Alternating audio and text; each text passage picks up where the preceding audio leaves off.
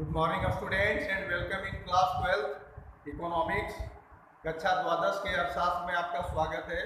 विद्यार्थियों, कल हम लोगों ने डिफिशिएंट डिमांड और डिफ्लेशनरी गैप के बारे में अध्ययन किया था कि डिफिशिएंट डिमांड क्या है और डिफ्लेशनरी गैप क्या है, या अभावी मांग क्या है, या न्यून मांग क्या है, या जो अवस्थितिक अंतराल है वह क्या है, इसके बारे में अध्ययन किया था।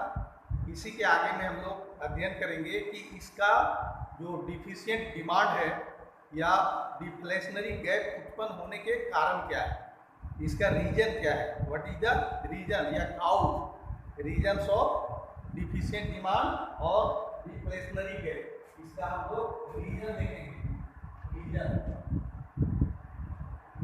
रीजन क्या है, कारण क्या है, अभावी मांग के कारण।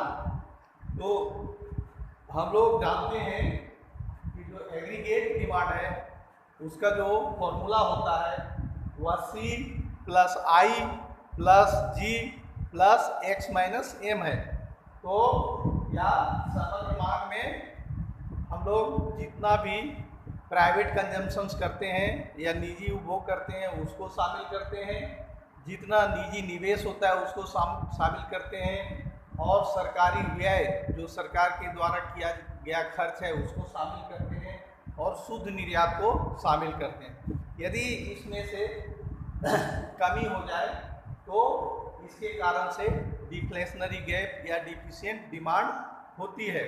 अर्थात यदि हमारा जो कंजम्पशन है, यदि इस कंजम्पशन में कमी हो जाए, यदि लोग जो खर्च कर रहे हैं, जो वस्तुओं को खरीद कर रहे हैं, तो उसमें यदि कमी करेंगे तो एग्रीगेट डिमांड नीचे आ जाएगा, तो डिफिशिएंट डिमांड हो जाएगा। तो पहला है कि कंजम्पशंस में कमी, निजी उपभोग में कमी, प्राइवेट कंजम्पशंस में कमी के कारण होता है। पहला कारण है कि deficient demand is being called due to lack of और लोअर ऑफ प्राइवेट कंजम्पशन। तो ये पहला कंजम्पशन है। अब दूसरा है इन्वेस्टमेंट। यदि इन्वेस्टमेंट में मशीन प्लांट्स वगैरह लगाने में किसी प्रकार की कमी कर दी जाए, हम लोग प्लांट्स कम लगाएं या मशीनें कम खरीदें, कैपिटल गुड्स में कम खर्च करें, तो इसके कारण भी एग्रीगेट डिमांड कम हो जाएगा, समग्र मांग कम हो जाएगी, अर्थात मांग में कमी हो जाएगी। तो इन्वेस्टमेंट में जो निजी निवेश है या प्राइवेट इन्वेस्टमेंट है उसमें कमी हो जाए।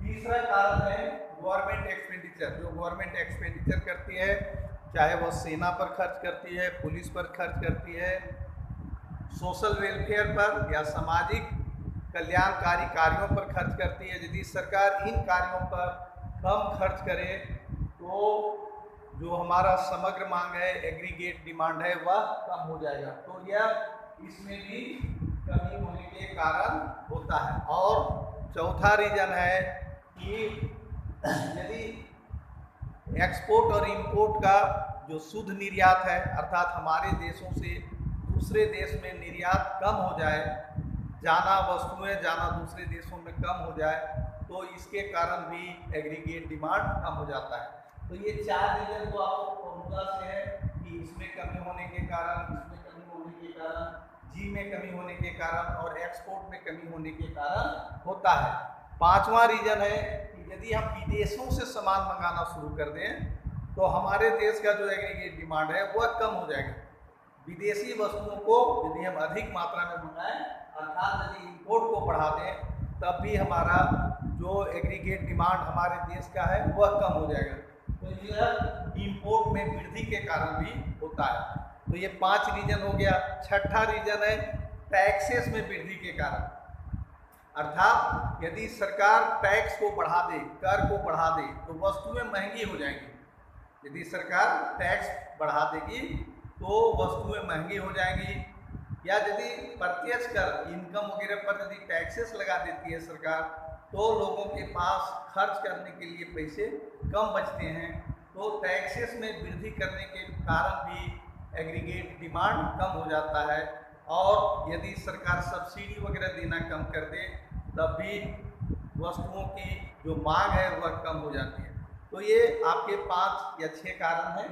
पहला है कंजम्पशंस में कमी के कारण, दूसरा इन्वेस्टमेंट में कमी के कारण, गवर्नमेंट एक्सपेंडिचर में कमी के कारण और एक्सपोर्ट में कमी के कारण।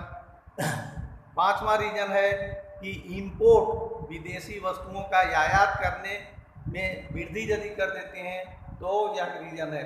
टैक्सेस में वृद्धि के कारण या सब्सिडी में कमी के कारण।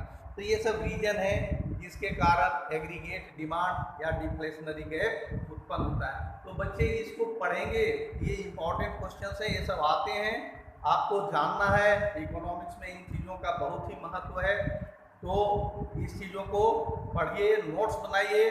कल और आज दोनों चीज़ों को मिला करके, ये अभी कल जो पढ़े हैं, आज जो पढ़ रहे हैं और फिर कल जो पढ़ेंगे, ये तीनों एक ही चीज़ का पार्ट्स है। तो इन चीज़ों को ध्यान से देखें, पढ़ें, नोट्स बनाएं, समझने का प्रयास करें। धन्यवाद, थैंक यू।